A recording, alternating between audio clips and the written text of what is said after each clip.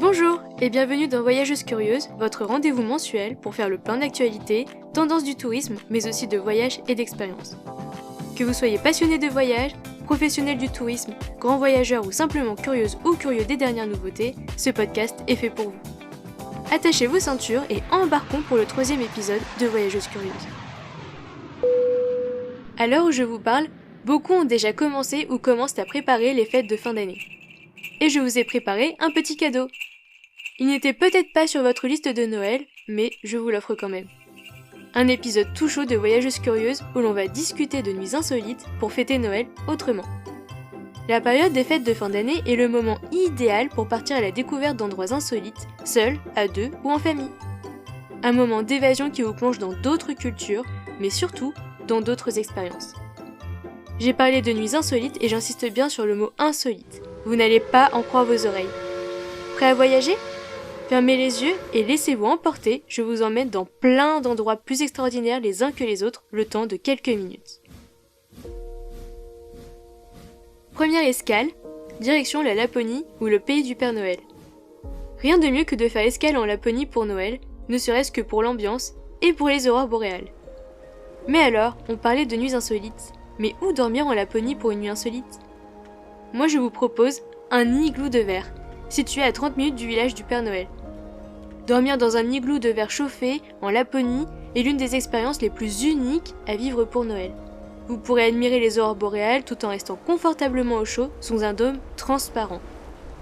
Ces igloos offrent souvent des services tels que le sauna et un repas traditionnel lapon. Idéal pour les amateurs de nature et de féerie hivernale. Dans un igloo, vous retrouverez des lits, des fauteuils, des draps bien chauds, une petite table et de l'éclairage. Moderne pour un igloo. Pour en savoir plus, vous pouvez aller sur le site de l'hôtel, c'est le Arctic Snow Hotel and Glass Igloo de Rovaniemi.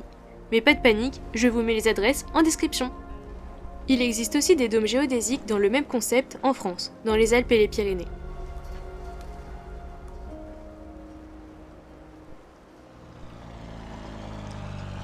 Prenons maintenant notre envol au Québec. Profitez de l'éphémérité d'un hôtel entièrement fait de glace, de la structure au mobilier. Soyez rassurés, vous n'aurez pas le temps de prendre froid. Enfin, si vous vous couvrez bien. Au Québec, l'hôtel de glace vous accueille dans un univers sculpté, entièrement en glace et neige. Chaque chambre est un véritable chef-d'œuvre d'architecture éphémère. C'est l'endroit rêvé pour passer une nuit sous des températures fraîches, bien emmitouflées dans des sacs de couchage thermique avec en bonus, des boissons servies dans des verres de glace et un spa. On ne peut pas vivre d'expérience plus hivernale que celle-ci. Pour un Noël chaleureux, rien de mieux qu'un chalet scandinave où l'on peut se détendre dans un sauna ou un bain nordique tout en profitant du calme de la montagne, surtout en amoureux. Vous pouvez vivre à la finlandaise en profitant d'un bon moment dans un bain nordique bien chaud pour une météo bien fraîche. Pour autant, vous n'avez pas besoin de prendre l'avion pour vivre cette expérience unique. Vous trouverez des chalets scandinaves en Savoie, Haute-Savoie, dans le Jura et les Pyrénées. On mangerait bien une raclette pour combler le tout. Certains vont encore plus loin dans l'hébergement à la féerie de Noël. Par exemple, il existe des séjours dans des villages de Noël où l'on peut rencontrer le Père Noël ou participer à des activités spécifiques comme les balades en traîneau. Ou encore, séjourner dans un marché de Noël situé dans une grotte aux Pays-Bas. On peut louer également un chalet en bois avec cheminée, un grand sapin de Noël décoré et une ambiance chaleureuse. On sentirait presque le chocolat chaud avec des guimauves dedans, rien qu'à y penser. Et comme la question écologique devient un sujet sérieux et envisagé dans le tourisme, autant vous dire que certains hébergements ont pris les devants. Oui, imaginez des lieux qui réduisent leur empreinte carbone tout en vous immergeant en pleine nature.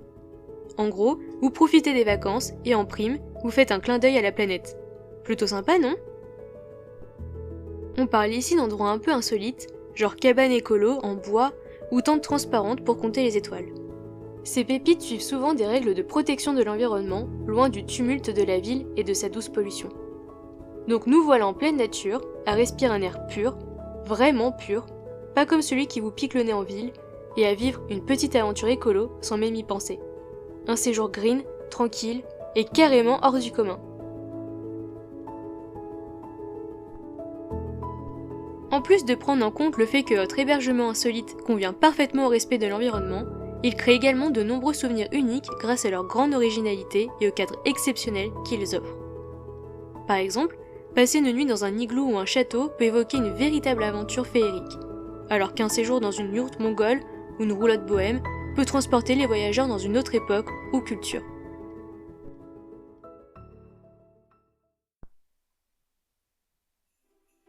Alors, si vous cherchez un hébergement insolite pour un Noël aussi cosy qu'exceptionnel, voici quelques petits conseils. Déjà, niveau confort, on ne transige pas. Assurez-vous que l'endroit est bien chauffé, parce que l'ambiance glaciale c'est sympa en photo, mais on s'en passerait, et qu'il est équipé de tout ce qu'il faut côté modernité.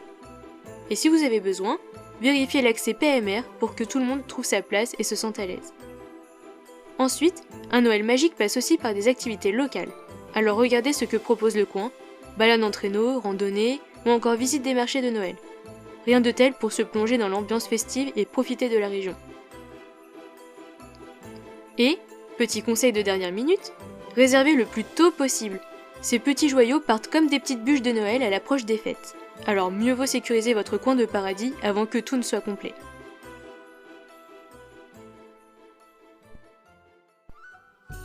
Je vais vous raconter mon expérience dans un hébergement insolite. Accrochez-vous, c'est une anecdote épique.